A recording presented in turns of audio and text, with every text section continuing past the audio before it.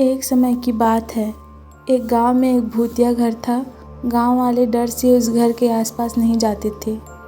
गांव वालों का मानना था उस घर में एक जादूगर लड़की की आत्मा रहती है।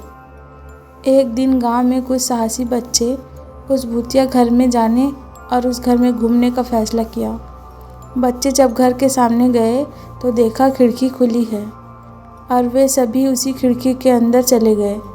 वे अंधेरे में घर के अंदर घूम ही रहे थे कि अचानक से खिड़की बंद हो गई। यह देखकर सारे बच्चे डर गए। अचानक से वह लड़की की भूत बच्चों के सामने आई और ज़ोर ज़ोर से हंसने लगी और कहा कि अब तुम सब मेरी बंदी हो, मैं किसी को जिंदा नहीं छोड़ूंगी। बच्चों को डर के मारे कुछ समझ नहीं आ रहा था, लेकिन फिर भी वे हिम्मत नहीं हारे और एक साथ मिलकर बाहर निकलने का रास्ता ढूंढने लगे।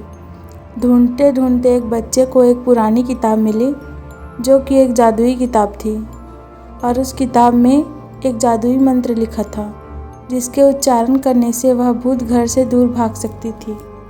बच्चों ने मिलकर उस मंत्र को पढ़ना शुरू किया।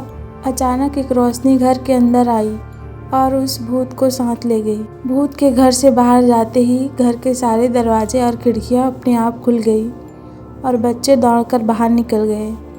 उस दिन से वह घर भूत से आज़ाद हो गया। गांव वालों ने सारे बच्चों के साहस की तारीफ़ की और सबको इनाम दिया। हमारे चैनल को सब्सक्राइब करें और बेल आइकन को दबाएं और लाइक शेयर कमेंट करें।